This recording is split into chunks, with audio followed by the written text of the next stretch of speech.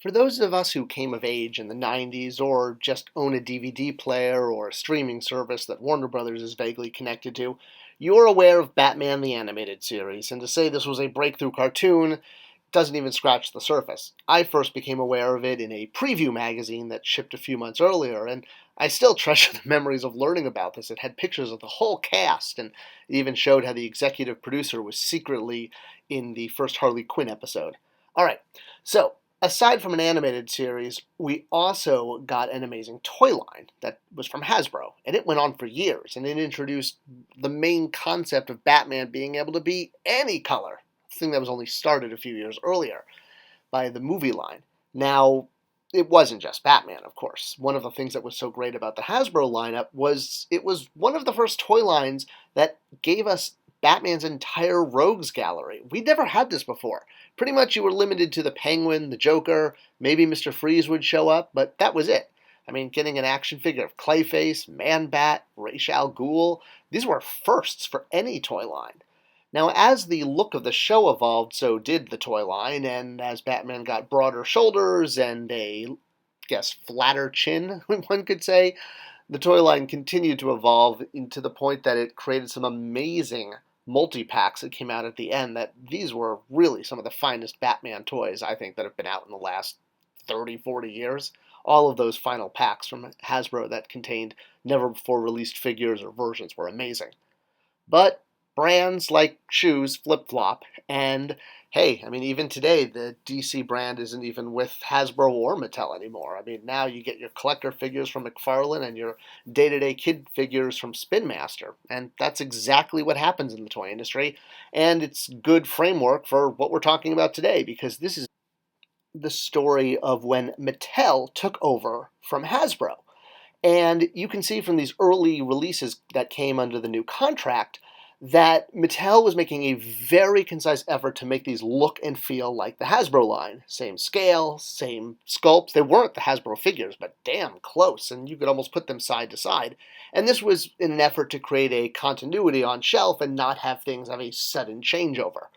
So Mattel was able to pump out Batman characters, and that was pretty much it, because unless they appeared on the show and unless they were in Batman's family, that was what the contract limited Mattel to, and that was great because, well, Batman is the best-selling superhero in the world, so having a contract that lets you make him, awesome. But the thing is, Superman also showed up, as well as a few other superheroes, and they did become on the table. But did become on the table? They were on the table too. That's a better phrase. There was a surprise at store.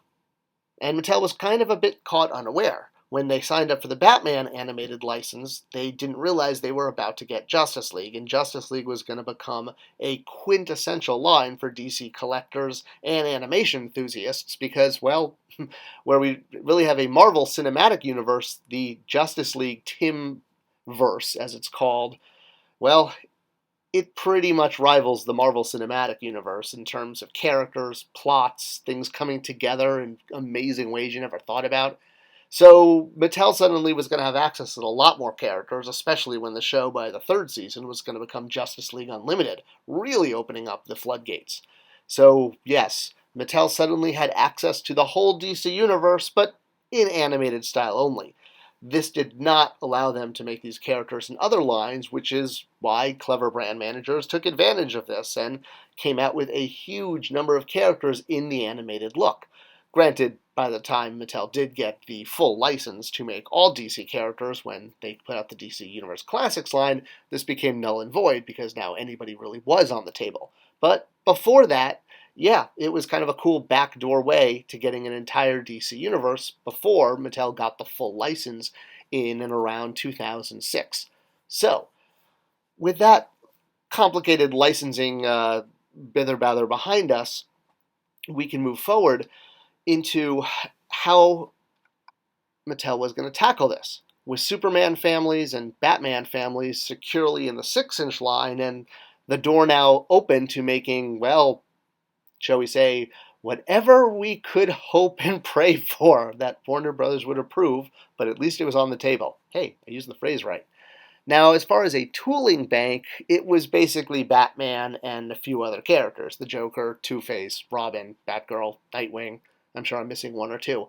But getting characters to market quickly was going to prove an issue because, well, you couldn't exactly kit bash the entire team. They were all going to need unique sculpts. There was no way around that. You couldn't fake a Batman sculpt and turn it into Green Lantern or Hawkgirl.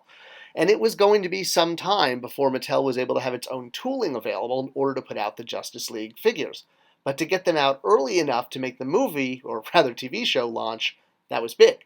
We've seen this happen time and time again. Robin Hood, Prince of Thieves is a great example. See, this one actually is a movie, where in order to get the full cast of Robin Hood characters out there on shelf in time for the movie, because of a limited development time cycle, well, Kenner was able to mine, shall we say, some previous toy lines they made, and reverse engineer them into Robin Hood characters, hence the Gomorrah Guard becoming the Mary Friar Tuck there. This was in a different era. Licensing was not as loosey-goosey, or rather it was more loosey-goosey. Another classic example is the Demolition line from Mattel. Everyone remembers the Demolition Man line, right? Well, you probably just remember the shells. Either way, yeah, don't look too closely at this one because it's just the new adventures of He-Man figures repainted and given sometimes new heads or sometimes not at all. But the armor definitely stayed intact. You can check out the video that New Toy Smell did. They do a great job going into this whole thing. But yeah, it was all done, this, Robin Hood, examples of having to get figures to market quickly. So Mattel was going to miss the window to launch a Justice League toy line, what's called day and date, to the show premiering. And that's extremely important for toy sales and for branding. And again, with a lack of tooling available from their Batman line in this scale and style, it wasn't going to be something they could do. Well, come into the picture DC Direct. So if you're not familiar with DC Direct, because they're actually defunct now, but they were DC's in-house collectibles production arm, shall we say, company within a company. They made busts and statues and action figures and keychains and all sorts of cool stuff. And while they were able to offer product collectors and the public really wanted, it was really a marketing arm because they didn't have to pay royalties on their own IP. Now, they could put out figures that looked very similar to what you would find at mass. I mean, this is a 6-inch Superman, and Mattel put out 6-inch Supermen's, but they were limited to distribution in comic book stores. They couldn't be at mass retail. So that was really the clear line in the sand. And again, while also acting as a marketing arm for DC Comics and a way to get out more obscure characters that might not work at retail, but ideally would sell to the hardcore fans that frequented the comic book shops. I don't know what you're possibly talking about. But it was also a way to attract talent because DC Direct offered talent artists that they would make action figures in their specific artistic style. This was often something even written into contracts. So it became a way to add a added value to working for DC. Come work for DC and not only will you get paid, but we'll make an action figure based on your artwork. And you'll even get paid royalties for that. So yeah, hey, added bonus to working for DC over the house that Marvel built down the block. So that's why you see a lot of artist-specific stuff coming out of, or you did, out of DC Direct back in the day. It was all a way to get talent.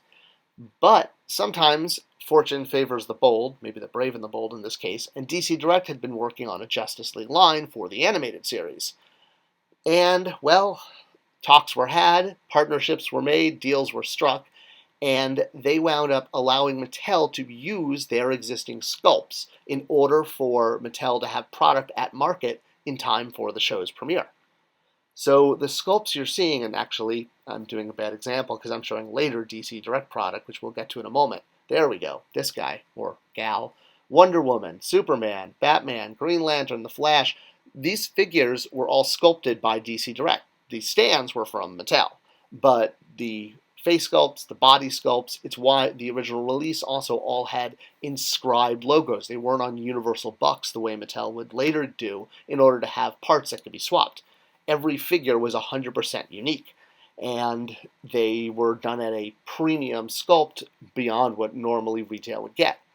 Hawkgirl, on the other hand, was straight up Mattel, but obviously everything had to be stepped up to match the previous wave that came from the DC Direct sculpt that were sold, I believe would be the term, to Mattel. I'm sure Mattel paid a fee for them. I'm not aware of it, but I can't imagine they were just given.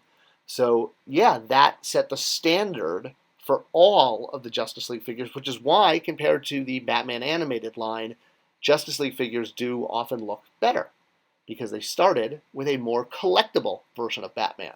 Well, not this one. This is DC Direct's years later 6-inch Justice League animated and Batman animated line. But the original 3 3/4, well, actually, I think you'd call it more 4-inch line, all of these figures started as premium DC Direct toys. And the trickle-down effect that had was make a amazingly beautiful line. So yes, you hold this up to previous animated Timverse figures, and whether they're from Mattel or Hasbro, these really stand out. And the whole line took I guess, a long shadow from the standard of these first few figures. And you need a toy line without Batman. I mean, what else would you have without that? Oh, right.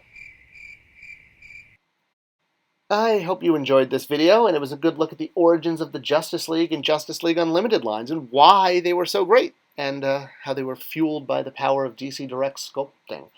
If you like this video, please do share it. It's the best way to show support for this channel. Thank you so much. I'll see you in the comments section, and keep collecting, folks. Thanks for watching.